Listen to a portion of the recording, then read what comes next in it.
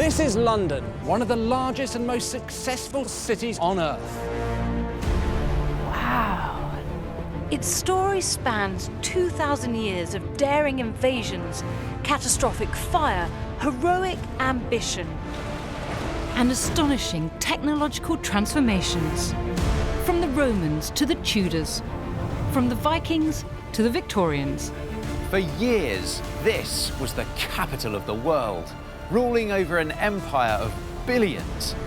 So how did London rise up from an uninhabitable marshland to become the thriving 21st century city we see today? In this series, we'll reveal the crucial events that changed the very shape and size of London. I'll be digging down into the latest research to uncover conflict, betrayal, and power politics. I'll be getting special access to some of the city's most extraordinary sights. And I'll be exploring the innovation and engineering brilliance that gave rise to London's most famous landmarks. So join us as we go on an amazing journey. Absolutely brilliant. To discover exactly how this incredible city was created.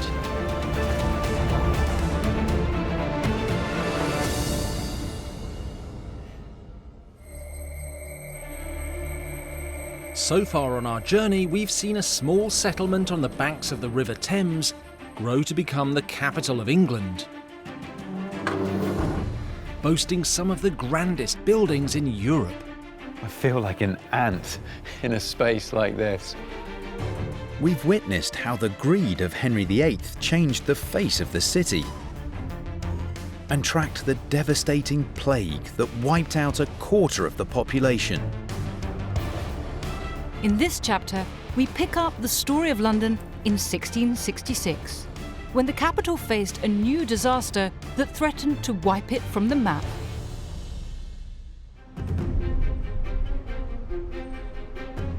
By the mid-17th century, London's population had reached 350,000. The city spread some 5 miles from east to west, and it was thriving.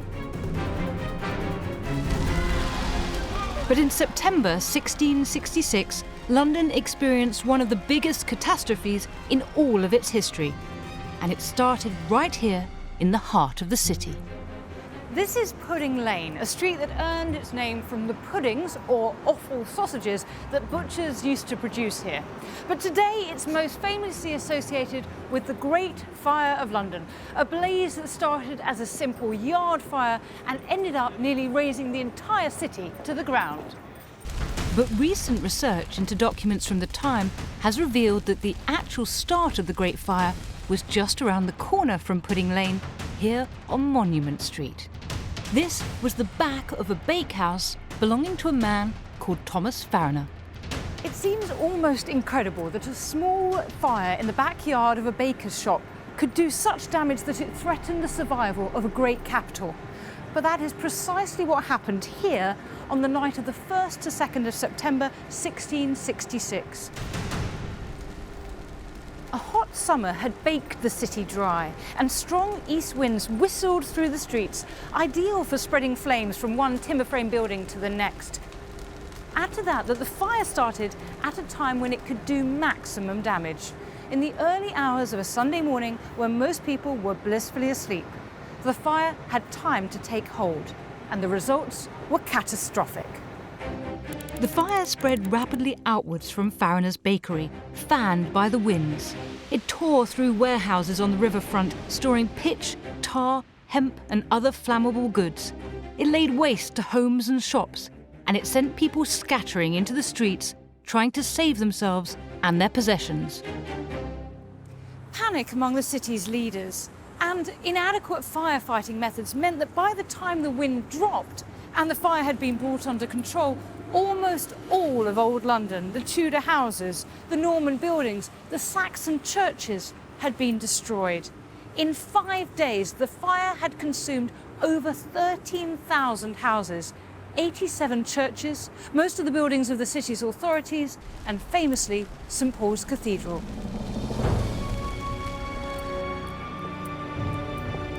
I'm scaling the memorial to the Great Fire the monument, to relive the experience of the famous diarist Samuel Pepys. On the 5th, just as the fire was starting to die out, Samuel Pepys climbed the tower of All Hallows Church in Barking, just over there, to see for himself the devastation the fire had wrought to his beloved London. He later wrote about it in his diary, saying it was the saddest sight of desolation I ever saw. I became afeard to stay there long, therefore down again as fast as I could, the fire being spread as far as I could see.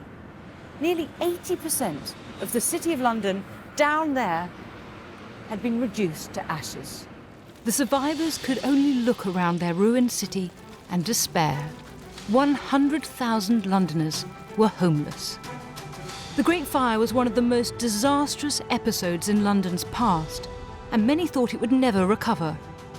But it had taken some 1,600 years to build this city, and it was not about to be snuffed out. One man saw the almost total devastation as an opportunity to build a grand new capital. Ask a Londoner and they'll most likely know the architect of this great cathedral, St Paul's, was of course Sir Christopher Wren. But what they may not know is that this London landmark with its splendid dome was one part of a much more ambitious, grand plan. And if Wren had had his way, London would look radically different. A week after the Great Fire had almost razed the city to the ground, King Charles II invited ideas for a new London, and Wren responded. Historian Leo Hollis has studied Wren's plans for a new kind of London. Wren imagined a modern city that would compete with Paris or Rome. Exquisite to look at, elegant, ordered, measured. One can sort of see a brand new grid system. There are these squares, these piazzas. He was thinking about the grand public spaces where people would meet. Although Wren's plan was considered, it wasn't approved. But there was one significant feature that was, eventually, given the go-ahead. A magnificent new St Paul's Cathedral. To get it commissioned, he first had to build an elaborate model that's now locked away in one of the cathedral's hidden rooms. I mean, it is like a Wendy house for a very, very spoilt child, isn't it? Wren's first two designs had been rejected outright, so he was hoping this model would persuade King Charles, the church bishops, and city officials to give his third design the go-ahead. Wren was convinced that this was the one, so he and Charles thought that building the model would be the thing that would persuade all the other partners within the deal. And did it work? No, it was a disaster. Again, the bishops hated it. And it was said that Wren went home and wept that night. But Wren did create one more design, and that finally got the approval of all the important clients. What happened after that was extraordinary, which is Charles whispered into Wren's ear, you can make any alterations that you like. You don't have to come back. Just start building. And almost instantly, Wren started to rethink the whole cathedral. In the end, it took 35 years to complete. And the most ambitious part of the whole cathedral was its famous dome. Even today, it dominates the skyline. But imagine if Wren's scheme had been accepted and London had been rebuilt according to his plan. Instead, it retains its irregular, rather chaotic, but I like to think rather charming streets. And within a few years, it was back up and running. And it would grow bigger and richer than ever before. But it would also become a city divided. While the super-rich turned London into their playground, it was a very different story for the poor. Within just 10 years of the Great Fire of 1666, large areas of London had been rebuilt, giving the city a grand new facelift. But in those run-down areas that escaped the fire, whole streets became ghettos for the poor. Here in St Giles, on the eastern side of Soho, houses were divided up, and in some, between 50 and 90 people could lodge for the night. The alleyways in the ghetto decayed into a squalid, overcrowded slum, known as a rookery, after the nesting habits of rooks that roost close together in large, noisy groups. With all this came sights and smells that offended the rich men and women of the city. They in turn began to look elsewhere to build their homes. Just like today, the wind usually blew to the east, taking London's dirty air with it. So the rich looked to the west, with its sweeping green landscapes and sweet, fresh air. In 1700, the land between Regent Street and Hyde Park, that we know today as Mayfair, was still open fields. And it was owned by the powerful Grosvenor family. In 1720, they set about developing a grand residential estate. I'm meeting Professor Elaine Challis at the London Library to look at the original plans. And it's amazing to see the fields in the background there. You know, you really have a sense that it's just on the edge of London. Absolutely, yeah. London is just gradually moving out, and so you've got areas which are still very rural. People with cattle and grazing and crops. The Grosvenors began to build palatial London homes for themselves and other wealthy families. And the jewel in the crown of their desirable new estate was Grosvenor Square, just south of present-day Oxford Street. It was very fashionable. Grosvenor Square was the biggest, the best, the most advertised, and the most expensive. This is aristocratic heaven. The Grosvenor estate and other wealthy developments nearby pushed the western edge of the capital out by over half a mile. It laid the foundations for Mayfair and eventually London's famous West End. Once the capital's rich and titled had moved in, they set about turning this stylish new area in the west into their playground. And I'm meeting writer and historian Joseph Friedman to find out how these wealthy Londoners lived. Tell me a bit more about this lifestyle, this excessive, decadent lifestyle. There were parties morning, noon and night. It might begin with a levee, attended perhaps by 100 people in the morning. Lunch parties, card parties, musical parties, balls, assemblies, and this would go on all night. Some parties only began around midnight. Why did they spend so much time in London? Why did they invest in it in such a way? London in the 18th century was perhaps a more important capital city than that of any other nation-state in Europe. London was the centre of political life, commercial life, cultural life, social life, etc., in a way that other foreign capitals were not. As the capital's wealthy were living it up in the rapidly expanding west side of the city, the situation for the poor in the east was getting worse. Here, people lived in crowded slum housing and workhouses, and life was so hard that many were forced to beg for food. But there was something they could afford that made life's hardships easier to bear: gin. Gin had been distilled in London for several decades, but increasing poverty and harsh living conditions meant that people were turning to the bottle rather than more expensive drinks like beer. In 1735, Londoners consumed more than 6 million gallons of gin. That's half a pint per adult, per day. Anyone could distill and sell it, and there were over 7,000 gin shops trading in London. Taverns advertised, drunk for a penny, dead drunk for 2 pennies. Cheers. Cheers. One man who knows about the effects of gin on the poor of the East End is Olivier Ward. I'm guessing the stuff that we've got here isn't quite the same sort of stuff that they were drinking in the early 18th century. I couldn't be further from it. Theirs would have been badly distilled and often filled with oil of vitriol, like turpentine, sulfuric acid, and methylated spirits in there. By 1750, gin consumption was at its height, with Londoners swilling back 11 million gallons a year. In the poorer areas of London, it seemed that everyone was permanently drunk. In the East End, almost 1 in 4 houses would have been making gin in one way or another. So gin is the sort of crack of 18th century London? Absolutely, and an epidemic that would be akin to a crack epidemic today. It really was as bad as that. This level of drunkenness led to a complete breakdown in the quality of life. What was the effect on London as a city? The craze just ripped apart society and just completely deconstructed the very fabric of it. It pitted people against others, neighbours, friends, because it relied on informants to tell the government and the police who was making these backyard gins. We hear these phrases dating from the gin craze like mother's ruin, which kind of imply that women were drinking a lot of gin.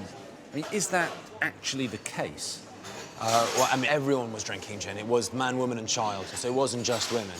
But yes, there is a case, Judith Darfur, who actually took her child into a heath, murdered it to sell its petticoats to buy gin, and then returning to work later on that day as if nothing had happened.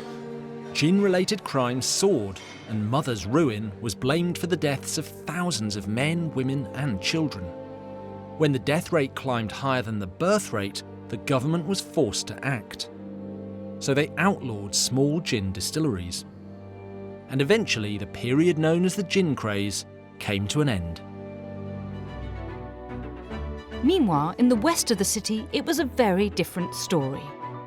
The rich had immense amounts of money to spend, and their wealth would transform the West End into one of the best-known shopping districts in the world. Instead of spending their wealth behind closed doors, having tradesmen deliver textiles, shoes and hats to their houses, the rich now wanted to be seen out and about, perambulating the stylish streets. And so the West End shopping experience was born. In the 18th century, London's West End grew bigger than Mayfair and spread to include Marylebone and Fitzrovia. It would eventually see the creation of famous shopping streets like Piccadilly, Regent Street and Bond Street. The city became a world-renowned shopper's paradise. Visitors came to London specifically for the shopping experience and were amazed by the range of goods on offer.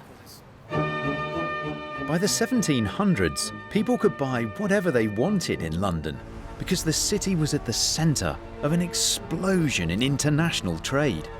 And that was down to one thing: the River Thames.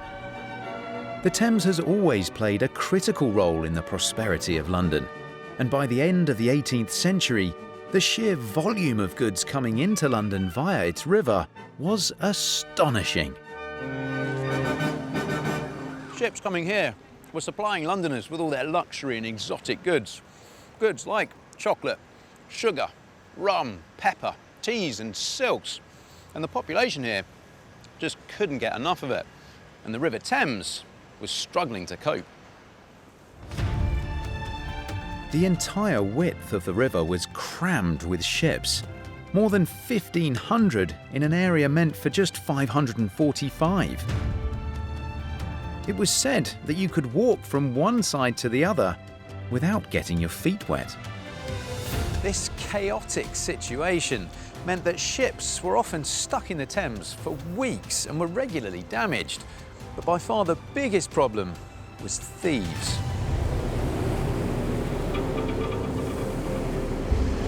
By the end of the century, it's estimated some 37,000 workers were employed on or around the Thames, and about a third of them were thought to be professional criminals. Now, these thieves had various names according to their particular brand of theft. You had river pirates, night plunderers, light horsemen, heavy horsemen, scuffle hunters and mudlarks. They were all bad for business, and something had to change. A committee of powerful businessmen came up with the solution. In 1799, they built the city's first secure, enclosed docks here on the Isle of Dogs. The West India Dock was one of the most ambitious public building projects ever before attempted in England. Where I am here now was the import dock, where ships would sail in and offload their goods before heading round to the export dock to be loaded up and head back out down the Thames. This was a completely new way of operating. Until now, ships had been forced to moor in the river near London Bridge and wait for smaller boats to shuttle their goods upstream. The new docks would be far more efficient. For the first time, cargo could be offloaded and stored right here at the docks. Now, these two buildings here, now the Museum of London Docklands, give you some idea of what the site would have been like. There were actually 9 of these warehouses, and in total, they could store the entire annual import of sugar and have enough room over for vast quantities of rum. But most importantly, it was completely safe because the docks were surrounded by a 30-foot high security wall. The West India Docks, and others like them, would ease congestion on the Thames and ensure that London remained the world's busiest port. This upgrade to the river came in the nick of time, as London was about to be catapulted into the industrial age. Rapid growth and a population explosion would push the city to its limits. The 19th century would be London's toughest challenge yet. On the 28th of June 1838, Londoners watched in awe as an 18-year-old princess was crowned. Queen Victoria would reign over an era of extraordinary progress and prosperity, and her capital would grow into the world's most powerful city. London was also becoming industrialised faster than any other city in the world. And in the 19th century, it entered the age of the factory. The Industrial Revolution was taking place, and the capital was being transformed by new technology. But for some, there was a price to pay. As factories sprang up right across the east of the city, conditions for those who lived here became unbearable. In the 1830s, this part of southeast London was known as Jacob's Island, a densely built up commercial area of factories, tanneries, warehouses and mills, with rickety old houses built in between them, all surrounded by a man-made ditch. All these new industries created pollution, and the main waterway, once the area's lifeblood, turned into a deadly creek known as Folly Ditch. To give you some idea of what it was like to live here, Charles Dickens gave a vivid description in his bestseller, Oliver Twist. He wrote, "Dirt besmeared walls and decaying foundations, every loathsome indication of filth, rot and garbage." Dickens subsequently killed off his villain, Bill Sikes, in the mud of Folly Ditch.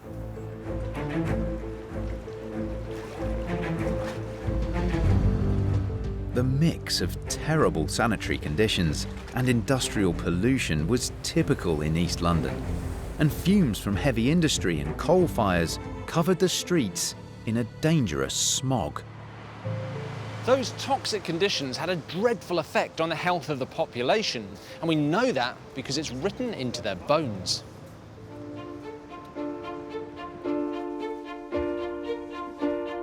At the Museum of London, bone expert Jelena Beckverlack is showing me the skeleton of a woman who lived through the Industrial Revolution in London.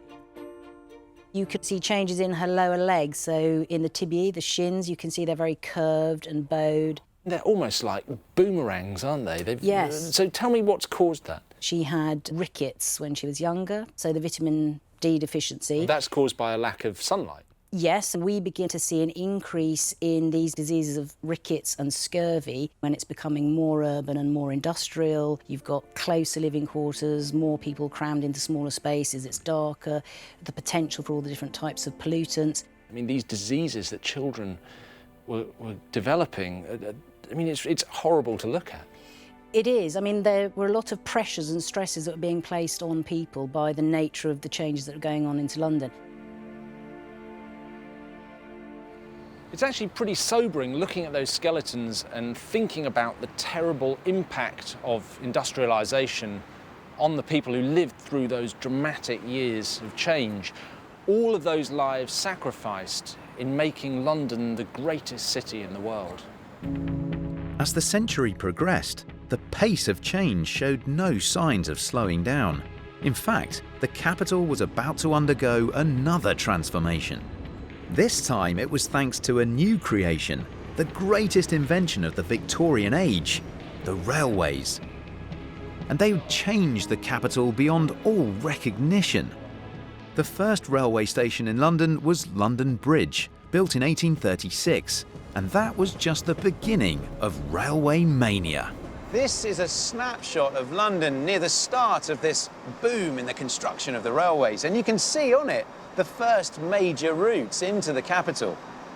You've got Euston Station up here, which was the terminus for the first long-distance line into London, coming down from Birmingham. And you've got this line up here, the London and Greenwich Railway, which terminates at London Bridge. And then from the east, follow this line in to Fenchurch Street, which was the first railway station to be built within the City of London. This was a period of intense railway investment, driven by fiercely competitive private rail companies. By 1846, there were no less than 19 of them, with plans to build stations right in the middle of London. 19! I mean, it was bordering on the ridiculous. Just imagine what that would have done to the city. Thankfully, the government stepped in and decided to set up a royal commission to consider how to prevent London being destroyed by the railways. The commission came up with a rail exclusion zone. This meant that railway lines were not allowed to go all the way into the centre, but had to stop at its boundary. And this is where railway companies built their stations, each one trying to outdo the others with ever more spectacular architecture. The terminus here at London Paddington was built in 1854 by one of the most celebrated civil engineers in history, Isambard Kingdom Brunel. As chief engineer of the Great Western Railway, he was thrilled when he won the contract to design this station. And just look what he came up with. This was his masterpiece, designed to outdo the Great Northern Railway's terminus at Euston, 2 miles to the east. Brunel didn't hold back. At the time it was built, this was the largest train shed roof in the world. Even today, Paddington Station stands out as a spectacular piece of architecture. Brunel's grand station was soon followed by Victoria, Charing Cross, and in 1866, St Pancras. The railways changed the shape of London perhaps more than any other invention in its history. The capital began to expand rapidly outwards into the surrounding countryside, and thousands more people living in rural areas were now able to commute in. But there was one area of London cut off from the prosperity of the city. Northern villages like Highgate and Hampstead were built on hills far too steep to build a railway on. So the Victorian engineers came up with a plan to connect this area to the railway network. And I'm on my way now to see one of the best preserved abandoned Victorian railway stations in London to see what they came up with. Highgate was one of the first northern hillside villages to be joined to the city. Today, its old railway station is kept under lock and key. There we go. Lovely, thank you, Chris. Super. But Chris Nix from the London Transport Museum is giving me special access. That lovely cottage over there was part of the first station here. When construction began in the 1860s, they cut a deep valley out of Highgate Hill and built the station in the dip. You do feel that you are in a bit of a cut-out bowl in here? Almost. You are. There was a natural dip in the land here originally, and that was extended down to create this cutting. Mind the nettles and the brambles. It is completely overgrown here now. It is. So the trains could reach the platforms, the Victorians used pioneering technology to blast tunnels through the hillside at each end of the station. Let's just do the magic and unlock. And, keys, more secret access. Yeah. This door normally doesn't get unlocked because of the bats that are inside it. Fantastic. There is light at the end of the tunnel. You see the remains of the tracks there. Now this tunnel, the one just next to it, and the pair at the far end of the station penetrate right through the hillside here. Thanks to new tunnels like these, the capital could be connected to previously remote areas like Highgate. It meant London's boundaries could expand and more people could get into the centre of the city. This was part of a new concept of not having to work where you live. Arguably, this was the beginning of the age of the commuter. In the mid-19th century, an estimated 27,000 passengers were travelling into London every day. At the same time, the population of the city was exploding.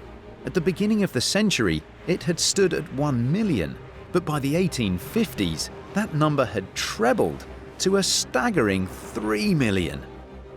This rapid growth created serious problems, because the capital was depending on a dangerously primitive water supply. Because homes and businesses didn't have modern toilets or running water, people had to draw all the water they needed for cooking, drinking and washing from communal wells or pumps. Their sewage was dumped directly into the Thames or into open pits called cesspools. These were perfect conditions for disease to spread. One of the most deadly diseases to hit the capital at this time was cholera. It had made its first grisly appearance in London in the 1830s, killing around 6,000 Londoners. By the 1850s, the death toll was much worse. In these Soho streets, there were more than 500 deadly attacks of cholera in just 10 days. Something had to be done to stop the relentless spread of the disease. I'm meeting author and historian Amanda Thomas to find out how local resident Dr. John Snow stepped in to help. He very quickly realised from his past experience that it was likely that their drinking habits and their dietary habits were linked to their health. But people didn't believe him. No, absolutely not, because the general consensus of the time was that it was spread by miasma, by bad smells, and when you came to London in those days, the smells were abominable. So you can perfectly understand why people would think that disease would spread through bad smells. John Snow was convinced that people were being made ill by drinking contaminated water from a pump in Broad Street, but he had to prove it. And he did that by mapping the victims. So this is the map that John Snow used to work out how the cholera was spreading, right? This was the map that he produced, which was a stroke of genius, because each line represents a death. He added these extra lines to show how many people had died in each property, to prove that it was the water from the pump that was causing the deaths. And I can see the pump is marked here, then that would have been over there. Just over there, exactly outside the pub.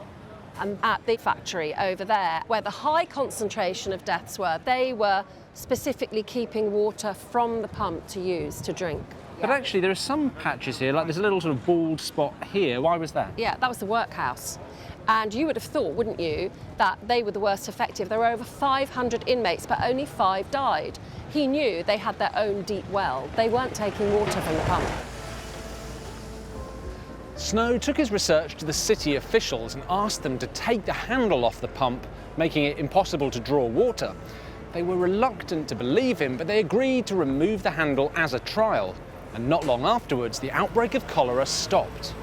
It was proof that the water from the pump was the cause of the cholera outbreak. But the Victorian establishment was not for turning. They were so set on their miasma theory that even with the evidence staring them in the face, they rejected Snow's arguments. The whole city continued to dump their waste into the Thames and into cesspools, and so they continued to contaminate their own water supply. It would take more than the lives of the poor to spur them into action. By the mid-19th century, as more and more people flocked to the city, London's infrastructure was struggling to cope. It would take the genius of one remarkable man to save the city from squalor. By the mid-19th century, London was the most powerful capital in the world, but it was growing far too fast with a sewage system that was dangerously outdated. The tipping point came in the summer of 1858, when the city was hit by an oppressive heat wave. On June the 16th, the temperature reached 35 degrees Celsius, a record for the time, and Londoners could take no more. The stench of the Thames had become unbearable. The novelist Charles Dickens wrote, "Through the heart of the town, a deadly sewer ebbed and flowed." Centuries of slaughterhouse and industrial waste, plus human excrement, stewed in the heat of the river and baked on its banks. The Thames was now the most contaminated, the most unhygienic, the filthiest river in the world. At first, government ministers were resistant to any kind of reform because they knew it would involve a major overhaul of the entire infrastructure. But eventually the stink became overpowering. MPs were seen running from the chamber, holding handkerchiefs to their noses, complaining loudly. They even tried soaking the parliamentary curtains in lime chloride to mask the smell. Finally, the Great Stink, as it became known, forced the hand of Parliament and pushed through reforms that should have happened centuries before. On August the 2nd, the government passed an act instructing the Metropolitan Board of Works to produce a plan to carry London's rotting waste far away outside the city. The board's chief engineer was the brilliant Joseph Bazalgette, and he set about designing what was at the time the largest civil engineering project in the world. His plan was to channel all the city's waste far enough east so that when it discharged into the Thames, it would be swept out to sea on the tide. I'm meeting civil engineer Gordon Masterton, who's been studying Bazalgette's original plans for a sewer system. How much sewerage needed to be built? Yeah, well, Bazalgette's scheme had a total of 1,300 miles of sewers to be reconstructed in London. 1,300 miles? Absolutely. And on top of that, the large interceptor sewers added together amount to 82 miles of quite substantial diameter sewers underneath the streets of London. To move the wastewater and excrement eastwards, Bazalgette's sewers made use of London's hilly terrain. The natural and easy solution is to go from the high ground to the low ground by gravity, where the gradients don't allow introducing pumping stations to lift the sewage vertically. All of that then flowed out along this final section here, and that's the entry point there into the Thames before being taken out to sea. The pipes to take all the effluent from London's population had to be huge, but Bazalgette doubled their size. If he'd not done that, it's estimated our sewers would have overflowed sometime in the 1960s. Bazalgette also came up with an ingenious plan to install them underneath the city. To avoid digging up vast swathes of London and causing mayhem on the streets, Bazalgette created huge embankments along the Thames to contain the massive main sewage pipes. This wall of Somerset House once stood in the Thames. But look at it now, it's dry as a bone. That's because between 1864 and 1870, Bazalgette reclaimed all of the land between here and the river over there, and in doing so, created the Victoria Embankment.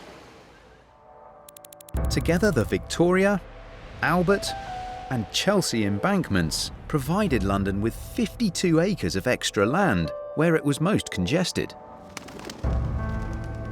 And in the middle of the embankment gardens, there's a fascinating remnant from the past that shows how the river once flowed through here. This image shows York House, a mansion that once stood on the banks of the Thames, with these steps leading right down to the water. Today, York Water Gate is all that's left. This gate perched just as it was before on top of the steps, but with no real function. It's just left here, isolated in the middle of these gardens.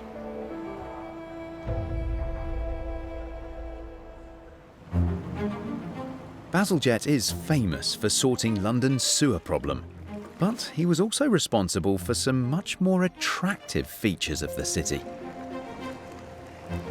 As part of his job as an engineer, he was asked to inspect 12 of London's bridges, and he found that some of them were in a terrible state.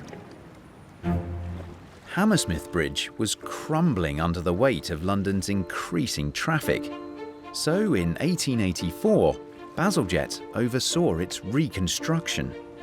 When Bazalgette made his replacements, he included all the ornate, decorative cast iron. And it is just stunning. 2 miles downriver at Putney, he completely replaced the old bridge and built a new one out of granite. Today, it's one of London's busiest road bridges. Further east, Bazalgette designed the new Battersea Bridge. The bridge that Bazalgette replaced here connected the poorer district of Battersea on the south side of the river with the riches of Chelsea on the north. Even further east, Bazalgette found another bridge in a perilous state. Albert Bridge was so unstable, it was known as the Trembling Lady, and a sign still hangs at its northern end, asking troops from nearby Chelsea barracks to march out of step, because the vibrations from their footsteps strained the weakened bridge. So Bazalgette strengthened Albert Bridge with steel chains, ensuring it survived until today. Few Londoners have ever made such a lasting impression on their city. This is a monument to Bazalgette, and it's far too modest in my opinion, because his remarkable sewer system not only cleaned up the city, he transformed this area of the capital, gave us all those wonderful bridges, and in my view, helped make London one of the most beautiful cities on the planet.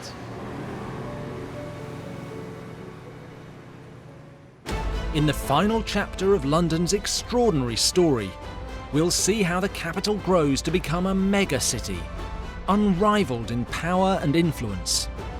It wasn't just the capital of Britain, it was the capital of the British Empire and of the British Commonwealth of Nations. How it endures 2 of the world's most terrible wars. And how it's transformed once again by Crossrail, one of the boldest engineering projects in London's entire history.